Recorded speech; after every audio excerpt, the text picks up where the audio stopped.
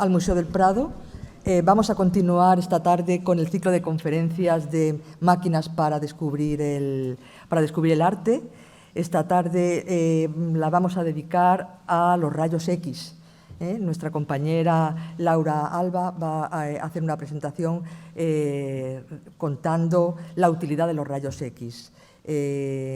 Laura es especialista en estudio técnico a través de las imágenes, de manera específica a través de la radiografía hasta ahora, pero esta tarde nos va a presentar sobre todo la gran novedad del equipo nuevo que ha comprado el Museo del Prado, tomografía radial computerizada para el estudio de esculturas y de artes decorativas. De manera que yo creo que va a ser una tarde muy interesante, donde todos vamos a aprender mucho. Y Laura, cuando quieras.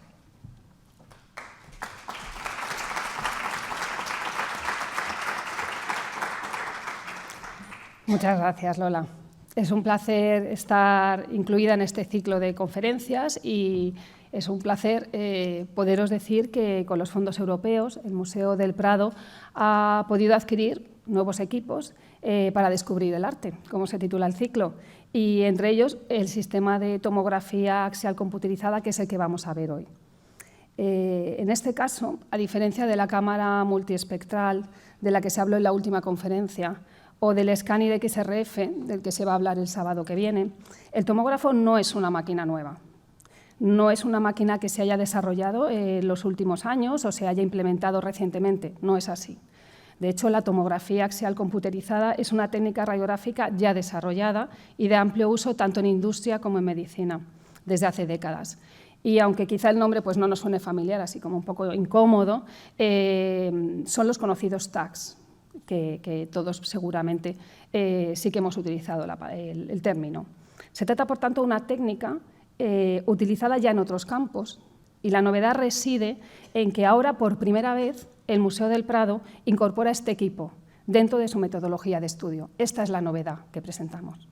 Y para explicarles por qué en el museo nos hemos lanzado a esto, nos hemos planteado la compra de un tomógrafo que reconstruye el interior de los objetos mediante cientos, miles de radiografías, y lo que va a suponer en la forma de trabajar de esta institución y a la hora de estudiar las piezas de nuestra colección, me voy a permitir hacer un muy breve recorrido para mostrarles cómo las imágenes obtenidas mediante rayos X han permitido profundizar y mucho en el conocimiento que tenemos de las obras del Prado, desde los inicios con la puesta en marcha de la instalación radiactiva hasta nuestros días. Todo comienza en 1975. En esa fecha, el Fondo Nacional de Ayuda a la Investigación, que dependía de la Presidencia de Gobierno, concede 1 millón de pesetas al Museo del Prado para la adquisición de nuevos equipos, y el objetivo era crear un laboratorio dentro de la institución. Con este fondo, lo primero que se adquiere en 1976 es un equipo de radiografía industrial, un equipo Baltó con tubo de rayos X fabricado en Estados Unidos. Esta primera compra nos da una idea de que ya en aquel momento esta técnica se consideraba esencial para el estudio de las obras de arte. Como pueden ver en el documento que tienen aquí tenemos el documento que nos da un detalle contable del gasto de esa ayuda y cómo la primera compra realizada antes que cualquier otro equipo, nada más recibir el abono, por así decirlo, como pueden ver, es un equipo de rayos X. Y es el equipo de rayos X que ven a la derecha. Todavía lo conservamos y está en uso en el Museo del Prado. Pero como todos ustedes saben, los equipos de rayos X generan radiación ionizante, lo que supone un riesgo para la salud. Y por este motivo la legislación española establece y establecía ya en aquellos años, en el año 75, la necesidad de trabajar dentro de un recinto blindado. Es decir, dentro de un espacio cerrado que contenga la radiación y que proporcione un suficiente blindaje a las personas que están trabajando. De esta manera, tras su compra, fue necesario construir un recinto blindado dentro de un edificio histórico como es el edificio Villanueva. No era fácil, no era una tarea fácil. Ese recinto blindado se necesitaba instalar antes de poner en marcha los equipos de rayos X. Y, por tanto, se va a tener que diseñar esa primera instalación Y mientras se gestionaban los permisos y se adecuaban los espacios dentro del edificio Villanueva, pues el equipo de rayos X ya comprado se tuvo que almacenar. Y se almacenó en una dependencia cerca de la Galería Central. Allí estuvo almacenado el equipo mientras se hacían estas gestiones. De esta manera, en marzo de 1977, en el documento que ven a la izquierda, se inician los trámites para solicitar al Ministerio de Industria la puesta en marcha de la instalación radiactiva del Prado. Y se planifica instalar el Laboratorio de Radiología, como se llamó en aquel momento, un nombre muy bonito, el Laboratorio de Radiología, en el espacio de la segunda planta del torreón sur del edificio Villanueva, en el espacio donde hoy en día están los cartones de Goya. Durante meses, la Junta de Energía Nuclear, hay una correspondencia vorágine entre la Junta de Energía Nuclear y el Museo del Prado, en aquel momento era el órgano competente, solicitaba información al museo, solicitaba documentación necesaria para la tramitación y se realizaron además varias inspecciones al edificio para comprobar los blindajes del espacio y que el material requerido estaba allí. Finalmente, en septiembre del año siguiente, en 1978, la Junta de Energía Nuclear permite su puesta en marcha. Es el documento que tienen a la derecha. Y se da de alta la primera instalación radiactiva del Museo del Prado. En ese momento contaba únicamente con el equipo de rayos X que se había comprado 2 años antes. Se tardaron 2 años en poner en marcha la instalación. Y aquí pueden ver a la izquierda la hoja del diario de la instalación del Prado, donde se anotaron los detalles de los primeros trabajos que se realizaron en esta instalación. La primera sesión de trabajo la tienen anotada aquí, de la mano de José María Cabrera, y la primera sesión de trabajo fue el 29 de enero de 1979. Tampoco fue en el 78, septiembre, nada más tener la instalación, se requirió un poquito de tiempo, y se puede leer además en el lateral de la hoja una anotación aquí en este lateral, una anotación que informa de que se estropeó el cable de alta tensión. Entonces, es normal, después de tener a lo mejor el aparato almacenado 2 años, que bueno, en la primera sesión hubiera algún contratiempo. Pero bueno, finalmente, al día siguiente, se pudo hacer la primera radiografía y se eligió una obra del pintor Nicolas Poussin, esta obra que ven en la pantalla, y la radiografía es la que tienen a la izquierda de la obra. A mí, en un principio, me resultaba extraño por qué habían elegido esta obra, porque para ser la primera radiografiada en el Museo del Prado, no es una obra de primera categoría de las más importantes del museo, pero hablando, saqué para esta conferencia, saqué la radiografía, la puse en el negatoscopio, la estábamos viendo los compañeros y con una compañera del Departamento de Restauración estaba María Antonia, entonces me dijo, pues no sé por qué, estábamos mirándolo entre todos y dijimos, bueno, pues es que hay un cambio en esta radiografía. Quizá eso motivó que se hiciera.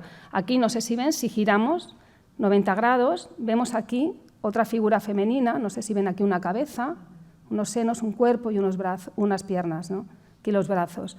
Bueno, pues quizá fue este el motivo de hacer esta obra. La primera era una obra pequeña, no muy grande, y a lo mejor se tenía sospecha por la textura, por las pinceladas que hubiera en superficie, de que algo podía haber abajo. Entonces, bueno, esta fue la primera obra que se radiografió.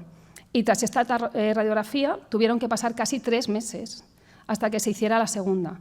Y en este caso sí, fue ya una obra maestra del Museo del Prado, fue nada más y nada menos que el Descendimiento de Roger van der Weyden.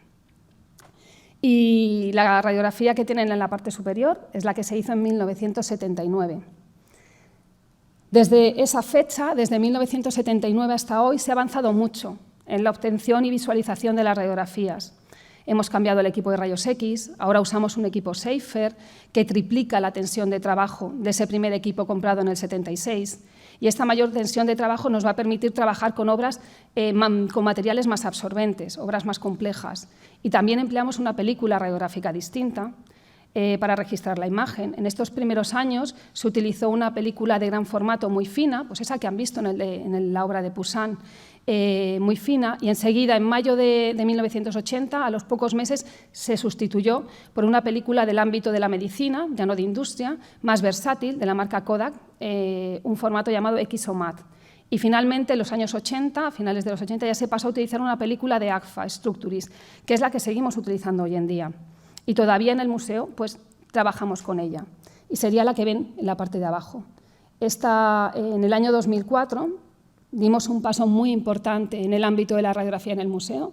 Fue, no se puede decir casi un antes y un después, ya que se adquirió un escáner un digitalizador de placas radiográficas. Estamos en la era digital, las imágenes digitales. Nosotros todavía estábamos en la fotografía convencional. Y en ese momento las placas, de hecho, una vez reveladas, se colocaban en el negatoscopio, que es una caja de luz, para visualizarlas y fotografiarlas. Y una vez positivadas, se hacían montajes de los positivos de las fotos, que sería esta imagen que vemos arriba. Evidentemente tenemos el problema del revelado, el problema de la fotografía. Las fotos eran muy irregulares, tenían densidades muy diferentes y la imagen resultaba con mucho ruido, muy entrecortada.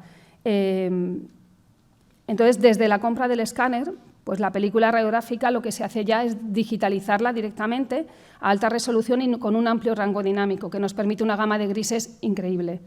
Y es lo que pueden ver en la parte de abajo. Es esa radiografía ya con la película AGFA y digitalizada. Y entonces nos va a permitir esta digitalización también una precisión, un grado de precisión y de detalle que ha sido clave durante todos estos años. Durante todos estos años ha sido clave el tener estas imágenes a alta resolución para poder avanzar en el estudio con esta técnica de imagen. No hubiera sido lo mismo sin él. Estos detalles de poder ampliar un rostro para poder estudiar hasta las más mínimas técnicas. Aquí vemos la junta de unión de paneles, la caja perfectamente con su espiga interna, cómo se ha roto o no se ha roto esa espiga. Se pueden estudiar detalles que sin esta herramienta no hubiéramos sido capaces. Podemos ampliar incluso esta zona para ver también aspectos de superficie, de técnica pictórica. O sea, es una herramienta muy eficaz. Y la digitalización de placas no solo ayuda a la visualización de pequeños detalles o a la comparación de la radiografía, que también lo usamos mucho, con otras técnicas de imagen, como la macrofotografía o la reflectografía infrarroja, sino que también permite el tratamiento específico de problemas propios de la radiografía. La radiografía atraviesa todas las capas que constituyen la obra y, evidentemente, también atravesamos los bastidores, los engatillados, y esos elementos van a aparecer en la radiografía. La digitalización de estas placas nos ha permitido la eliminación de elementos no originales y ajenos a la escena. Un ejemplo de ellos lo pudimos ver en el catálogo y la exposición realizada en el 2016 en el Museo del Prado con motivo del 5º centenario de la muerte del Bosco.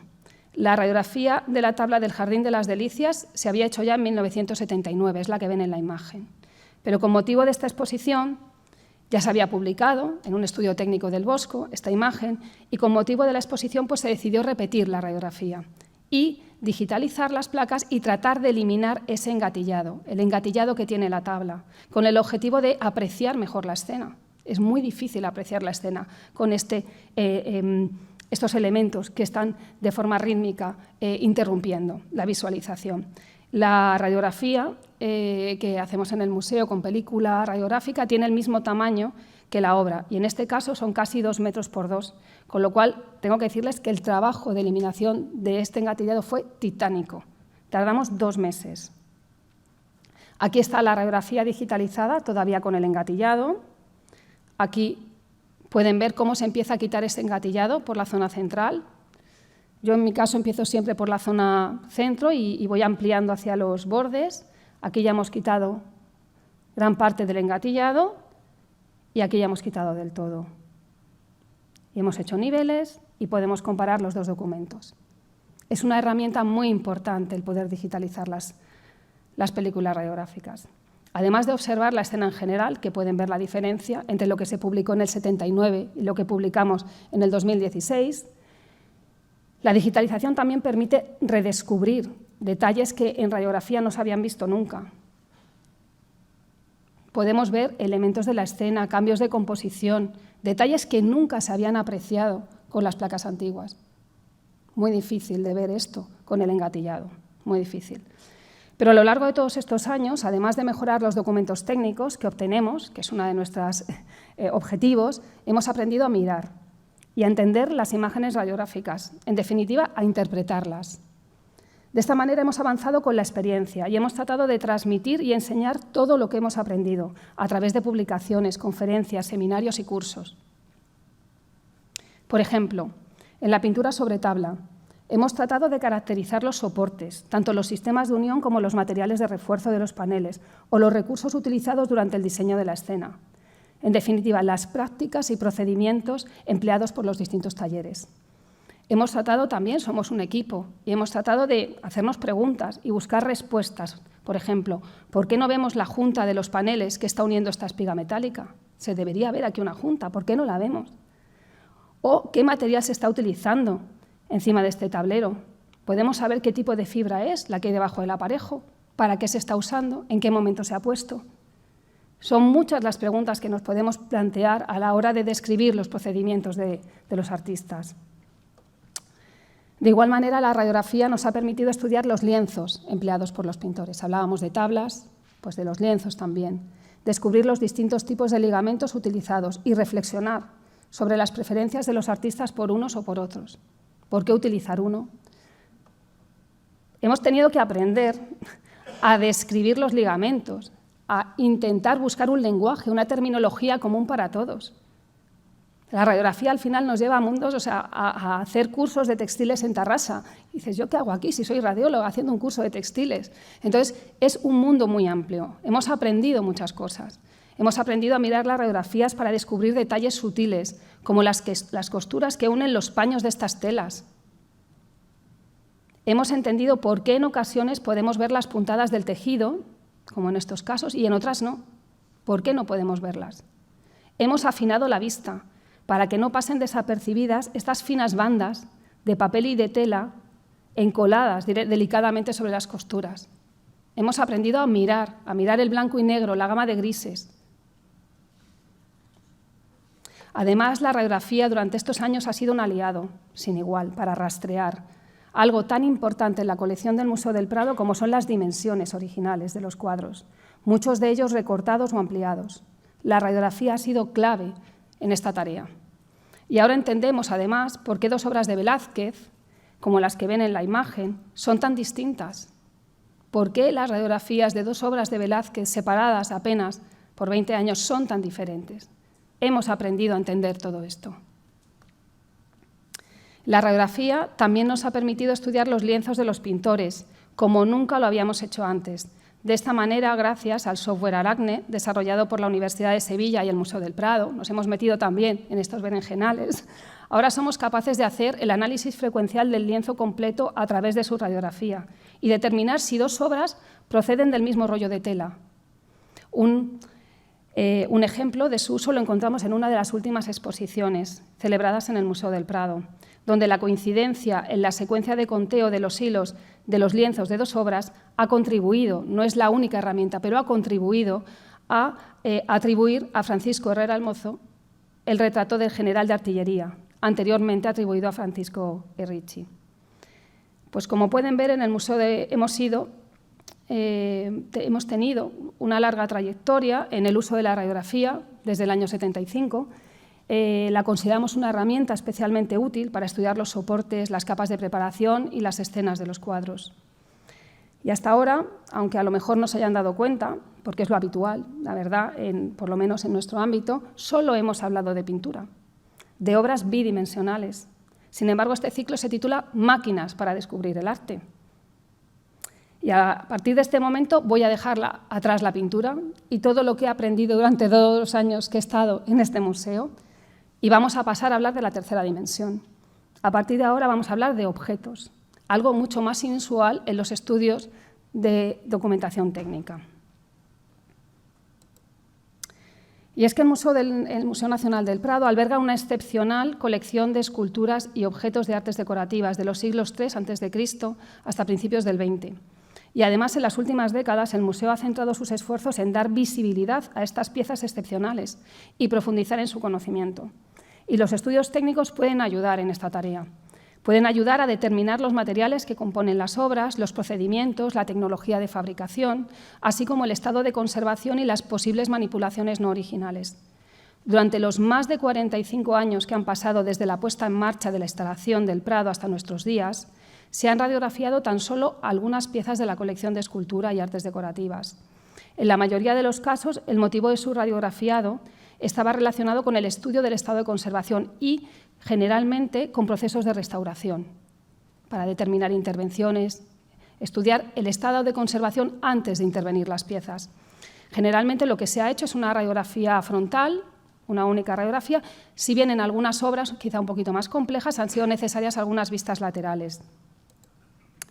De esta manera, desde 1979, que se inicia la radiografía en el Museo del Prado, en la propia la instalación propia, tuvieron que pasar 5 años, desde esa creación hasta que se hizo la primera radiografía de una pieza considerada de la colección de escultura, que es este relieve de marfil, que sin embargo, desde mi punto de vista, todavía conserva mucho de la bidimensionalidad de los cuadros.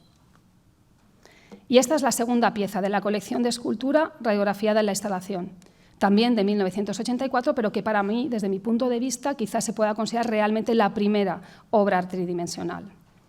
Aquí tenemos la fotografía que se hizo en aquel momento del maniquí y aquí tenemos la radiografía que se hizo en el año 84. Se trata de un pequeño maniquí, como les decía, masculino, que es articulado y que está fechado a partir de 1528. Es una pieza muy antigua y está realizado en madera de boj.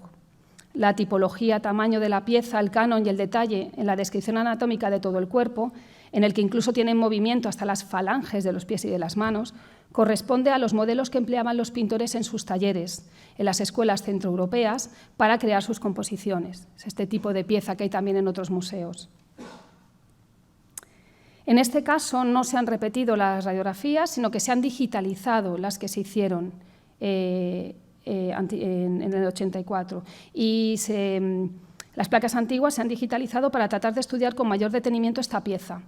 Y si bien se pueden ampliar las imágenes a gran resolución, la alta absorción de la policromía impide estudiar el sistema interno empleado para lograr el movimiento de las articulaciones, que generalmente era a base de conductos y cordones. Entonces, la policromía es tan absorbente que nos impide ver el interior de la madera. Podemos ampliar, podemos ver a gran resolución las imágenes. En este caso también nos permite ver que los elementos articulados están fabricados a partir de esferas, todas las articulaciones, y que estas esferas se policromaron independientemente y luego se montó el maniquí articulado. Vemos aquí las esferas ya policromadas antes de pintarse. Vemos los pies, por ejemplo, las falanges de los pies que son articuladas. Vemos incluso a lo mejor los orificios por los que pasan los cordeles para el movimiento.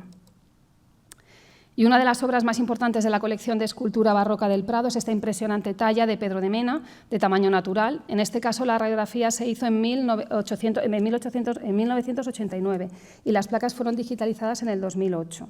Se digitalizaron de nuevo para poder ver a gran resolución, con buena calidad, pues con una buena gama de grises, los detalles internos.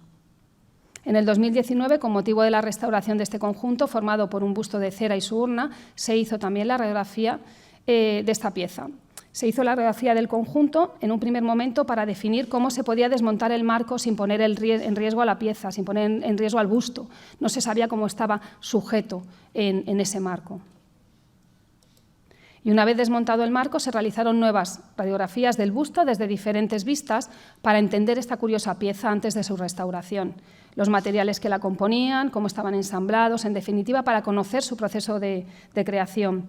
Gracias a la radiografía pudimos confirmar el uso de ojos de cristal en esta zona, los dientes de hueso, y también pudimos establecer cómo el busto de cera era sostenido por una estructura de cartón rígido. Aquí ya hicimos 3 vistas, hicimos la vista frontal, la vista lateral y la vista cenital, para poder entender pues, hasta qué punto pues, la cera sería esta parte, sería el límite de la cera, apoyada sobre una estructura de cartón y sujeto además por una pieza de madera que ven aquí su sección. Entonces, bueno, son imágenes muy útiles, pero de las que todavía, bueno, nos surgen dudas también al verlas. Vemos aquí la pared de cera del elemento y el cartón interno. En este caso se trata de una escultura de tamaño natural realizada íntegramente en escayola. En la radiografía podemos ver que la diferencia de espesores entre las distintas zonas condiciona el registro de la imagen. Y hay zonas con una baja densidad radiográfica, que diríamos como en blanco, que quedan transparentes y no tenemos información, y otras, sin embargo, que quedan con una densidad demasiado alta que impide ver bien el material que se ha atravesado, queda la película como quemada. A pesar de ello, bueno, pues se pueden apreciar cosas como las restauraciones realizadas en el brazo mediante elementos metálicos. En cuanto a la colección de artes decorativas, les muestro algunos ejemplos, ¿no? Les muestro uno de los 124 estuches que protegen las piezas del tesoro del delfín. Concretamente, les muestro el estuche que guarda esta magnífica taza de lapislázuli que ven aquí. Estos estuches reproducen de forma simplificada la forma de la alhaja que protegen y se sabe que de manera general tienen una estructura hecha de madera. El interior suele estar forrado de piel o tela y el exterior en ocasiones también pues, tiene piel y está decorado con distintos hierros grabados. La tipología de los estuches que conservamos en el museo no es la misma, es decir, no todos los estuches fueron realizados en la misma fecha ni por el mismo taller, y la radiografía puede ayudar a estudiar el interior de estos estuches y establecer los procedimientos de fabricación, con el fin de estudiar las distintas tipologías y establecer las prácticas que puedan caracterizar los talleres. Aquí podemos ver las distintas maderas que se han utilizado, piezas de madera a las que para dar la forma ha sido necesaria hacer surcos para poder doblar esas maderas y darles la forma adecuada para proteger esa alhaja. Aquí pueden ver de nuevo, es la vista cenital, pues todas las maderas puestas y de nuevo estas líneas blancas que vemos son las incisiones que se han hecho en la madera para poder doblarla y darle la forma del estuche. Aquí tenemos la radiografía de otro estuche, que es de la misma colección, pero completamente distinto. La realización de este estuche está atribuida a una escuela checa, concretamente se sitúa en la ciudad de Praga y se fecha hacia 1610. En este caso, el alma está tallada de una pieza de madera y no está formado por esas pequeñas piezas que veíamos en el caso anterior. Las atribuciones de este tipo de piezas se apoyan en aspectos iconográficos, como son los motivos de los hierros que los decoran, y en este sentido la radiografía podría ayudar a profundizar en su conocimiento y describir procedimientos de fabricación que no son visibles. Aquí vemos otras dos vistas de este mismo elemento. Y bueno, hasta aquí hemos llegado. Esto es lo que se ha hecho en el museo hasta ahora. Hemos radiografiado piezas y digitalizado sus placas radiográficas, pero a pesar de los esfuerzos realizados, bueno, pues para estudiar el estado de conservación, para estudiar los procedimientos y materiales originales utilizados por los artistas, pues estas obras tridimensionales, en estas obras tridimensionales nos encontramos con ciertos problemas, ¿no?, para obtener buenos resultados con los equipos de rayos X y con la película radiográfica que usamos normalmente. ¿Y qué problemas nos encontramos? Pues principalmente tres problemas. Los problemas que generan esas capas de policromía absorbentes que nos impiden atravesar y poder registrar el interior de las piezas, esas esculturas y objetos que tienen zonas de muy diferente absorción, y una gran dificultad también que tenemos en los objetos tridimensionales es poder ubicar con precisión los elementos internos. Es, por ejemplo, lo que vemos aquí, ¿no?, este problema de absorción en la policromía. Apenas podemos registrar el interior, pueden ver, se observan algunos aspectos como lagunas, desgastes, añadidos, elementos metálicos como los tornillos que sujetan la pieza a la peana, pero los materiales menos absorbentes que la policromía no se van a registrar en la imagen, no vemos el interior de la talla.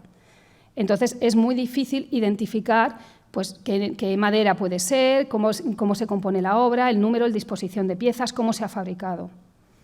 En esta anunciación, el material a atravesar de nuevo es escayola y en un principio su absorción no es crítica. El material de escayola se puede atravesar con el equipo de rayos X. Sin embargo, volvemos a lo mismo, ¿no? Tenemos una dificultad por los espesores.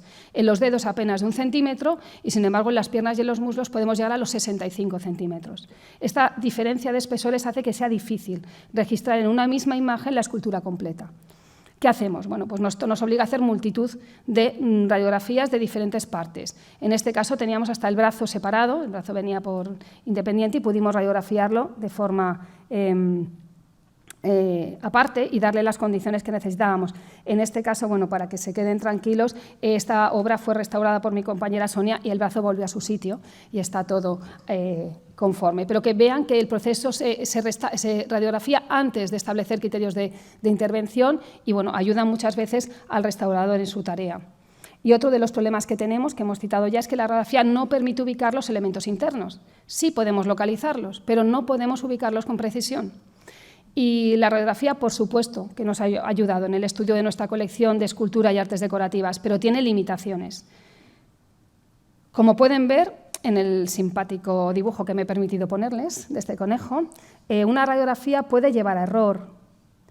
Cuando trabajamos con 3 dimensiones y no trabajamos con pintura, con elementos bidimensionales, lo que es un conejo en la realidad puede parecernos una mano al proyectar en la radiografía. Pueden ver aquí. Y por este motivo, en el Museo del Prado hemos decidido salir, por así decirlo, de nuestra zona de confort, que es la obtención e interpretación de radiografías de obra pictórica, el mundo en el que ya nos sentimos muy a gusto, e iniciar un camino nuevo y adquirir un sistema de vídeo, radiografía y tomografía para aplicar a la tercera dimensión. Hasta ahora, todos los equipos adquiridos por el Gabinete de Documentación Técnica desde su creación en 1978 han tenido como principal objetivo el estudio de la pintura. Es así. Y este es el primer equipo que se ha comprado para estudiar la tercera dimensión, para estudiar objetos y esculturas. Se trata de un sistema de tomografía axial computerizada, como hemos hablado, que permite registrar con rayos X en una vista de 360 grados y recrear el volumen radiográfico de una pieza. Y lo que resulta más novedoso para el campo de aplicación del Prado, de las obras de arte, de patrimonio, es que podemos realizar secciones transversales y verticales de este volumen. No se trata de un tomógrafo comercial, sino de un sistema que se ha diseñado por la empresa española Novadet, que ven aquí, y sus componentes se han escogido. No ha sido al azar, sino que se han escogido de manera específica para el estudio de esculturas y objetos de la colección del Prado. Se trata, por tanto, de un paso sustancial que nos obliga a aprender, no solo a utilizar este complejo sistema, que no es sencillo, sino a iniciar, como verán más adelante, un camino nuevo hacia la interpretación de estas imágenes. El sistema, cuyo esquema ven aquí en esta imagen, cuenta con un tubo de rayos X, que sería este, un tubo de rayos X microfoco, un detector que estaría enfrentado a él, colocado en este eje, este detector vertical. Aquí veríamos el cono de radiación llegando al detector. Y luego tiene un sistema de ejes, de 6 ejes de alta precisión colocados sobre un bastidor móvil. El eje más importante, o bueno, uno de los críticos es este, es el eje rotatorio sobre el cual se va a colocar la escultura y va a girar esos 360 grados con muchísima precisión. Y luego también, evidentemente, hay una estación de trabajo para poder hacer las adquisiciones y manipular al mismo tiempo el tubo, el detector, el stage, o sea, los ejes. Y luego también tenemos una estación con el software de reconstrucción de la imagen y la obtención de los cortes tomográficos de la pieza. No es un equipo sencillo y su uso requiere conocimiento y especialización. Y en eso es en lo que nos vamos a afanar desde el gabinete. Antes de entrar de lleno en el funcionamiento del sistema tomográfico, no sé si alguno de ustedes se estará preguntando por qué, si vamos a sustituir la película radiográfica, aquí la película se sustituye por un detector digital, como ven aquí, lo vamos a hacer con escultura. ¿Y por qué no lo hacemos con pintura? Bueno, van a dar el salto a utilizar detectores digitales en un museo como este, en una pinacoteca como el Museo del Prado, van a revolucionar utilizando detectores digitales para escultura y no para pintura. Vamos a ver. Que sepan que esta no es una decisión aleatoria, no es una decisión que de pronto, ¡ay, venga, pues ahora un detector! No, es una decisión tomada de manera intencionada, por el momento. De hecho, ya desde el año 2009, hace ya muchos años, en el Museo del Prado comenzamos a testar los detectores digitales que salían al mercado. Cuando todavía no se empleaban en muchos campos, ya empezamos a testarlos aquí. Y tenemos las primeras pruebas hechas con detectores digitales en el Museo del Prado, fechadas en el 2009. Y, de hecho, además, en el 2011 organizamos, junto con la Fundación Paul Getty y en colaboración con el Museo Thyssen-Bornemisza, en este museo también, un workshop en el cual reunimos a los máximos expertos de todo el mundo que trabajaban en radiografía de obra pictórica para hablar, intercambiar opiniones y hablar del salto, de la revolución que iba a suponer para nosotros el salto de la película radiográfica a los detectores digitales. Bueno, en aquel momento y por ahora nosotros hemos decidido no cambiar y seguir con nuestra película radiográfica por distintos motivos con la obra pictórica. Y uno de ellos, se lo voy a mostrar ahora. Aquí, bueno, he elegido... bueno, pueden ver la misma pistola, bueno, es de juguete, todo hay que decirlo, una pistola de juguete, radiografiada con el mismo tubo de rayos X, pero empleando diferentes sistemas de detección para registrar la imagen. Aquí pueden ver el detector digital y aquí pueden ver la película radiográfica. Pues comparando estas imágenes se puede apreciar la diferente capacidad que tienen los dos sistemas para registrar los materiales de un objeto. En el caso de la película radiográfica, que está compuesta por una emulsión con haluros de plata, la latitud es crítica y no permite registrar materiales de muy distinta absorción, ya sea por espesor o por composición. Sin embargo, los detectores digitales contienen silicio amorfo y materiales como el telenuro de cadmio y el yoduro de cesio, que son sumamente eficaces en la detección de rayos X y también muy eficaces en la conversión de esta radiación en señales eléctricas, que es el modo de funcionamiento que tienen estos detectores. ¿En qué se traduce esto, todos estos nombres? Se traduce en que tenemos la posibilidad con los detectores digitales de registrar en una misma exposición áreas de muy diferente absorción. No sé si se fijan aquí en la culata de la pistola, por ejemplo.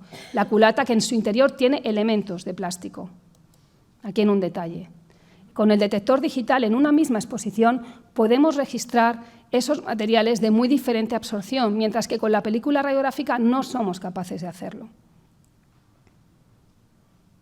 ¿Qué inconveniente tienen también los detectores? Porque, claro, todo tiene sus pros y sus contras.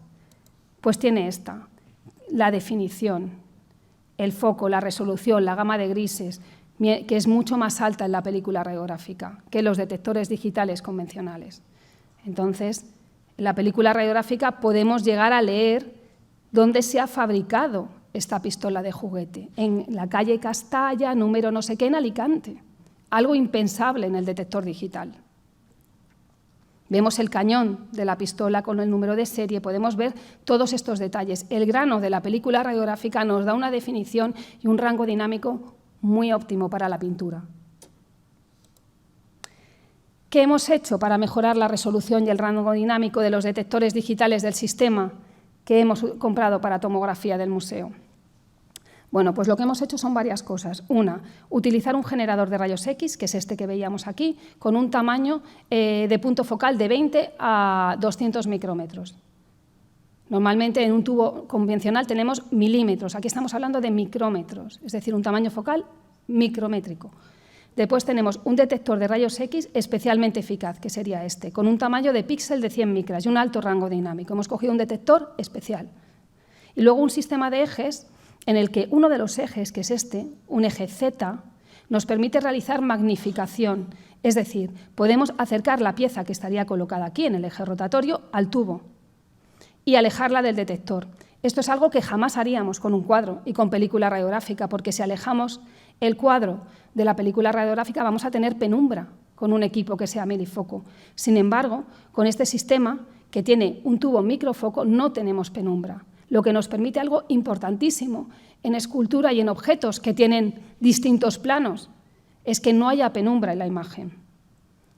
Esta imagen, bueno, me permito esta imagen así. Un tubo microfoco no genera penumbra por la forma de trabajar que tiene y eso permite que en objetos tridimensionales como son las esculturas podamos separar el objeto del detector digital y obtener imágenes con magnificación y sin penumbra. Podemos ampliar todavía más esos detalles. Podemos colocar aquí la pieza y que el cono de radiación magnifique la imagen en el detector sin tener penumbra. Con este sistema se pueden obtener resoluciones espaciales en las 3 dimensiones de hasta 15 micras. Es algo increíble. Entonces, no voy a entrar más en aspectos técnicos, sino que ya vamos a pasar a ver la aplicación de este sistema de tomografía en una obra. Y bueno, tengo que decirles que la compra de este equipo ya ha tenido su primer fruto. Ya ha sido una colaboración entre 2 instituciones públicas, ya que hemos tenido la oportunidad de realizar el estudio tomográfico de este busto de Pedro de Mena, que pertenece a la colección del Museo del Prado, del Museo Nacional de Escultura de Valladolid. En este sentido, quiero agradecer la buena disposición y la confianza de los conservadores, Alejandro Nuevo, Alberto Campano y Manuel Arias, del Museo del Prado, este último, así como a la restauradora Carolina Garbia, que estuvo con nosotros durante los estudios. El tomógrafo que terminamos de adquirir... Ay, perdón, que se me va la... No soy capaz de sacar esto. Ya está. El tomógrafo que terminamos de adquirir es un equipo cuyo uso no es sencillo, como tampoco lo es la interpretación de los resultados, lo vamos a ver ahora. Todavía tenemos que sacarle el máximo rendimiento y aprender a interpretar esas imágenes. Aún así, bueno, me he permitido, me he lanzado, me voy a arriesgar y voy a traer un primer estudio que hemos hecho y voy a mostrarles los estudios preliminares. La magnífica Dolorosa que ven en la imagen es obra de Pedro de Mena, escultor nacido en Granada y uno de los máximos representantes de la escultura barroca española. Es el mismo escultor de la Madalena que veíamos al principio de la conferencia y que sí que pertenece a la colección del Prado. Se forma en su ciudad natal, en el taller de su padre, también escultor, y trabaja principalmente en Andalucía, a excepción de una breve estancia que tiene en Madrid y en Toledo. En Málaga va a establecer su taller, un importante taller, donde va a crear algunos prototipos que se repetirán con gran éxito, como las Dolorosas. Uno de los mejores ejemplos de estas series es esta que vemos en la imagen. Estamos viendo la vista frontal, un lateral y la vista posterior. Poder conocer los materiales y los procedimientos empleados en esta obra aporta una información crucial a la hora de estudiar las series de Pedro de Mena, de estudiar todas esas Dolorosas y poder establecer las prácticas empleadas en un taller. Aquí podemos ver ya la escultura colocada sobre el eje rotatorio. En este caso, el área activa del detector digital es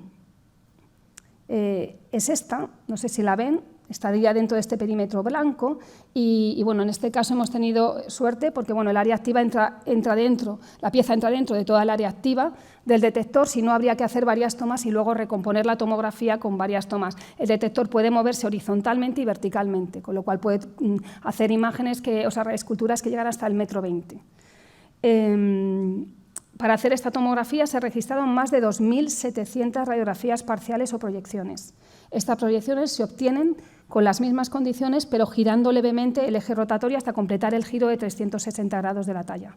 Una vez adquiridas las proyecciones, un algoritmo matemático permite generar tanto la visualización en 3 dimensiones de la radiografía, de la estructura, como los cortes transversales y verticales de la pieza.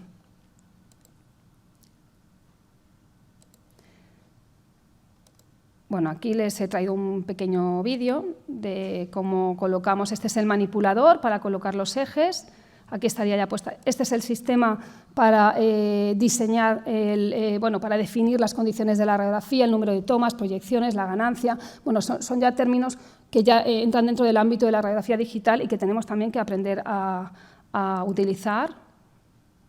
Aquí estaríamos ya radiando la pieza, hacemos una primera toma para ver las condiciones, si estamos viendo lo que queremos, si podemos atravesar más, si hay que, se hace en tiempo real, se visualiza y ya se ve que el movimiento, que no nos dé la pieza en el detector, es muy importante. Entonces hay que comprobar muy bien que se puede hacer el giro, que no hay ninguna interferencia y una vez que se comprueba que se puede hacer el giro completo de la pieza, se comprueba, pues ya se lanza el equipo, lo lanzamos a hacer la radiografía. Bueno, la tomografía, esas múltiples imágenes que decíamos. Ay, perdón.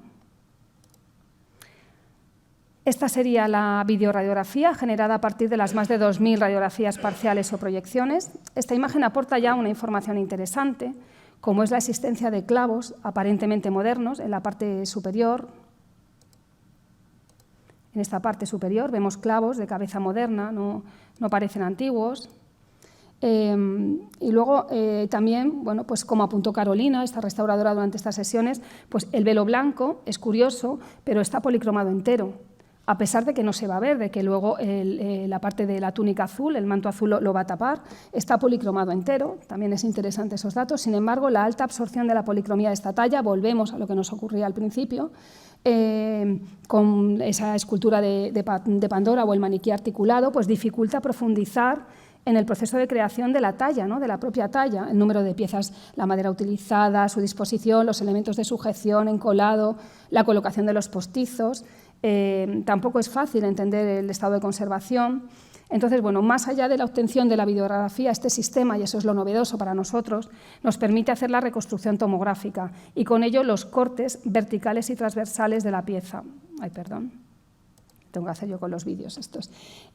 Aquí, bueno, les he hecho un pequeño esquema de qué es lo que vamos a ver, para que lo tengamos en la cabeza a medida que vayamos viendo las imágenes. Bueno, pues vamos a ver 3 vistas. Vamos a ver una vista cenital y vamos a ver secciones transversales, es decir, vamos a ver secciones que comienzan en la parte superior de la cabeza y van a bajar hasta el busto.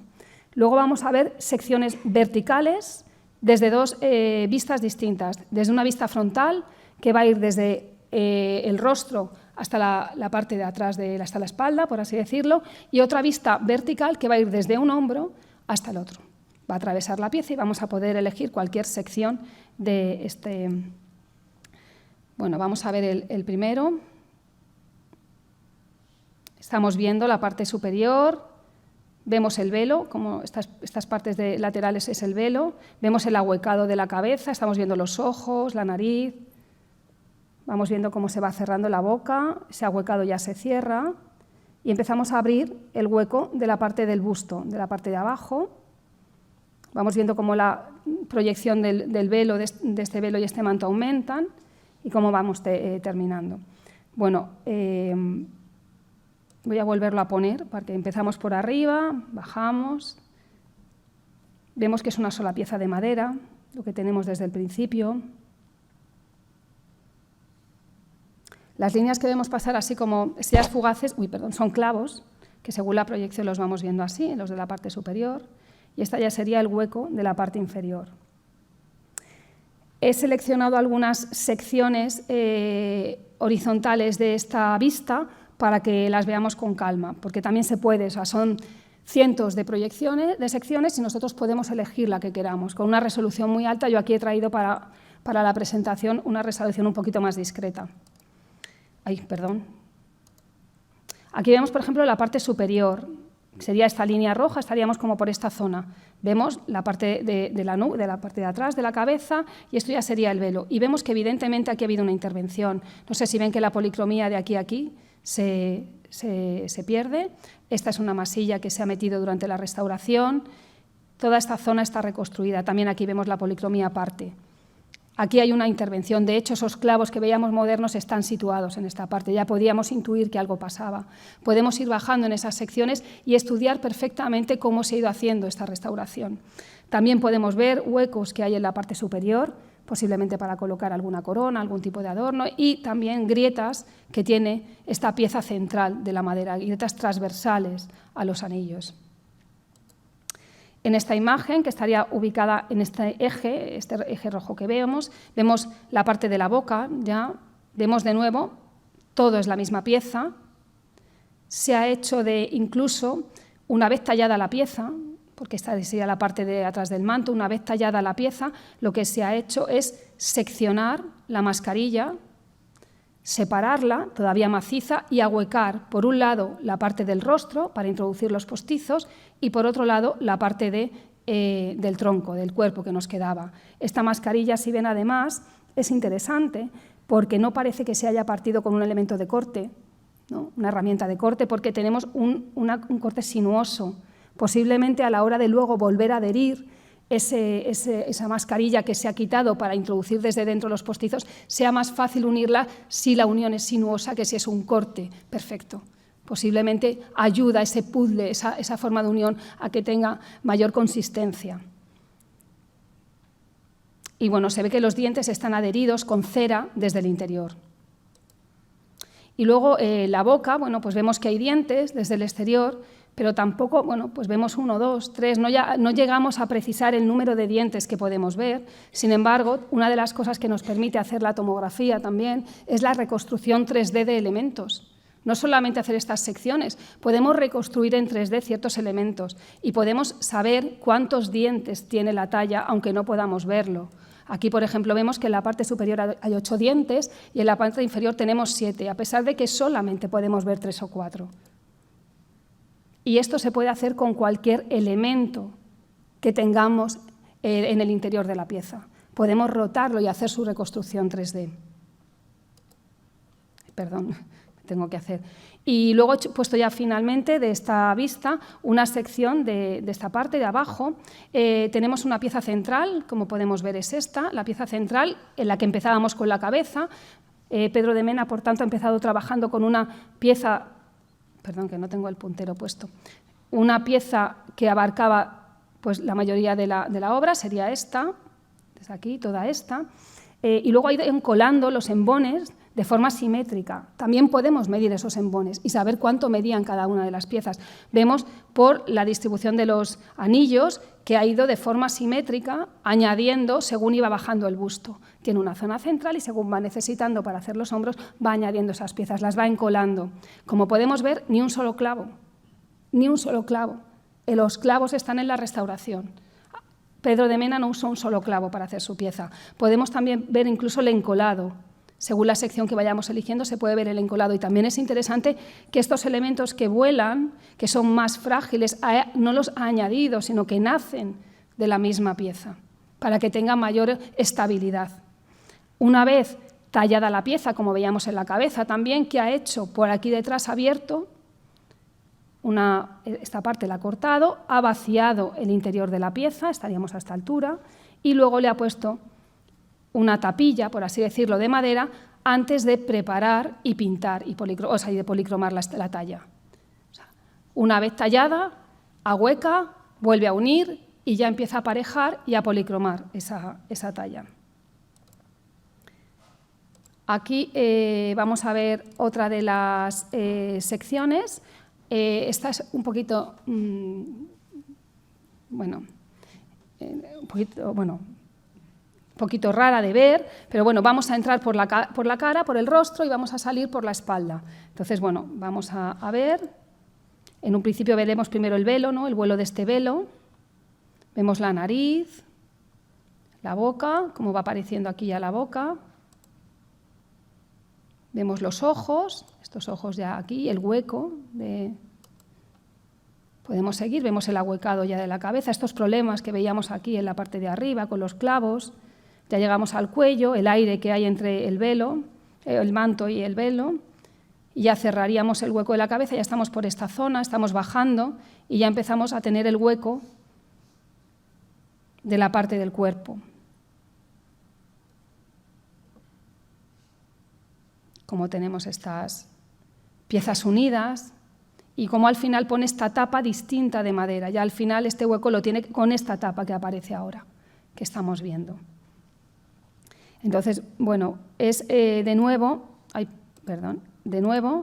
he cogido alguna imagen. En esta es interesante que vemos la media esfera de vidrio soplado, que está policromado por el interior y adherido con cera a la madera. Vemos estas piezas. Vemos aquí una línea que en un principio no entendemos y que entenderemos más adelante qué es. Y podemos ver perfectamente cómo ha trabajado para colocar, cómo ha tenido que tallar la madera para introducir estos ojos. Vemos la boca, ¿no? También esta cera que sujeta los dientes y cómo tiene problemas esta cera y quizá por eso, ¿no? Está resquebrajada, un poquito porosa, ha caído en la parte de abajo de la cabeza, ¿no? En el ahuecado que tenemos interno.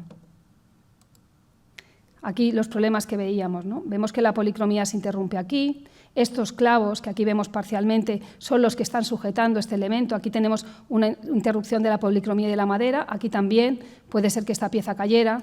Ha habido que sujetar ciertos elementos. Lo mismo aquí. Podemos ver los rellenos que ha sido necesario poner.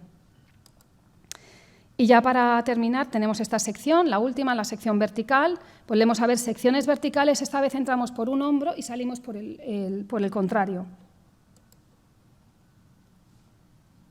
Empezamos por el hombro de la derecha, vamos subiendo, de vez en cuando vemos como burbujas y eso es la cola. Se puede parar también esa sección y ver cómo se ha encolado la pieza. Ahora empezamos a ver el velo, el manto, que genera esas formas así un poquito alargadas. Aquí hay un poco de aire hasta que llegamos al rostro. Aquí vamos a empezar a ver el rostro, el ahuecado de la cabeza, los ojos. Nos vamos a ir hacia la boca, al ojo contrario.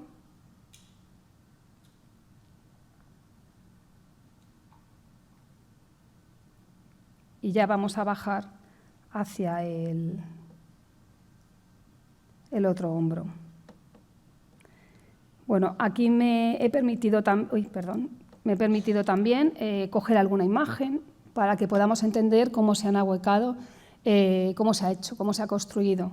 Vemos de nuevo que es la misma madera, toda la cabeza está tallada con la misma madera. La discontinuidad que vemos aquí es porque esta es una madera de rápido crecimiento cuando los troncos... perdonen, que no tengo el puntero láser. Esta madera que vemos aquí es una madera de rápido crecimiento. El tronco, cuando es joven, crece muy deprisa y genera estos anillos más grandes. Y a medida que va creciendo, va envejeciendo, va generando anillos más pequeños, una madera más densa, más estable, y es lo que ha utilizado precisamente Pedro de Mena para tallar la cabeza. La parte del rostro, que es la parte importante, está tallada en ese lado de la madera, en esa madera más densa que le va a dar mayor estabilidad a la imagen. Luego vemos muy bien cómo la mascarilla se ha cortado por aquí.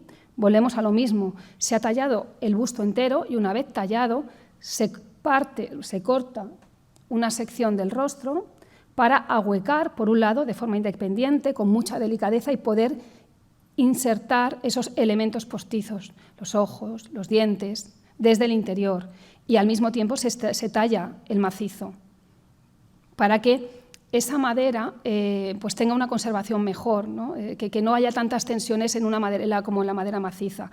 Lo mismo ocurre aquí, que vemos también cómo ha ahuecado, aquí ya de una forma como más geométrica y no dando esta forma del rostro, y cómo ha puesto esta pieza para tapar la zona por donde ha entrado para hacer el hueco.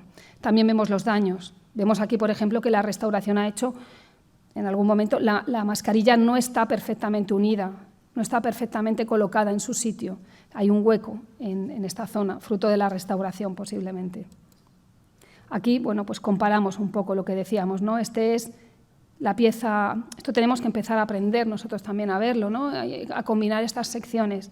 Esta pieza, que sería la principal, corresponde a esta. Aquí, de hecho, vemos también esos anillos como hacia acá, hacia la cabeza, se van haciendo anillos más densos, más finos, y de nuevo los embones simétricos para darle estabilidad a la pieza. La parte de la cera que veíamos que había caído, posiblemente de la boca. El daño, más de cerca, pues vemos también además que puede que haya algo que nos falte, aquí parece que está fracturado, que podría continuar la madera, y como hay una separación, y aquí hay un clavo que está sujetando. Aquí vemos solamente, como es una sección, vemos solamente parte del clavo que está sujetando esta pieza. Y aquí el ojo.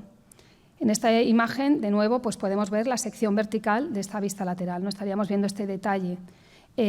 Podemos ver, de nuevo, la media esfera de vidrio, que estaría policromado desde el interior y colocado con cera adherida, y esta pequeña interferencia que ya veíamos en la otra sección es un papel pegado con cera por el interior. Es un papel pegado porque el ojo es de vidrio y está pintado desde dentro. Cuando entra la luz al ojo, es mejor que refleje sobre el papel blanco para iluminar la vista que sobre el fondo de la madera, que es oscura. Entonces, tenían ya la precaución de colocar este papel no detrás de la boca, no detrás del ojo de vidrio, para que le diera iluminación, para que iluminara esa mirada.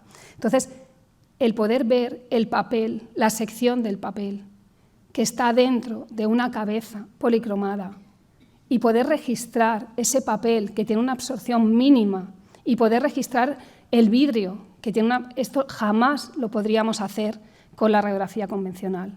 Es algo impensable, es imposible hacerlo. Esta herramienta sí permite hacerlo. Es una herramienta muy potente para el estudio de la tercera dimensión. Nos va a permitir examinar el interior de las esculturas y de los objetos de la colección de una manera completamente nueva, como nunca lo hemos hecho antes. Y aunque su compra se centra en el estudio de escultura, y además sé que posiblemente vamos a trabajar muchísimo en este ámbito porque para eso se ha comprado, también tiene aplicaciones en pintura, pero no se ha comprado para pintura, ya que permite hacer laminografía de los tableros. Aquellas tablas que tenemos con marcos originales que no se pueden desmontar, no tenemos acceso a esas maderas, vamos a poder hacer laminografía y vamos a poder hacer dendrocronología en aquellas maderas no accesibles. La alta resolución, además del detector digital y la posibilidad de magnificar con ese eje que decíamos, ese eje Z, nos va a permitir en obras bidimensionales observar detalles que no podemos ver con la película radiográfica, detalles en cuadros que no podemos ver. Tenemos 15 micras de resolución. Eso es algo impensable también. Y bueno, ya para terminar, no quería acabar sin decirles que durante los más de 45 años que han transcurrido desde que se puso en marcha la instalación radiactiva del Prado, en el gabinete han trabajado y colaborado compañeros de distintos departamentos y especialidades. En la imagen hay solo una representación de ellos, son muchísimos más. Y yo siento, quizá por el amor que tengo hacia estas imágenes en blanco y negro del interior de los objetos, que de alguna manera la radiografía ha sido siempre la técnica en la que nos encontrábamos todos. La técnica que nos unía y la técnica que nos une. Es la técnica eje de todos. Y bueno, muchas gracias. Ha sido un placer.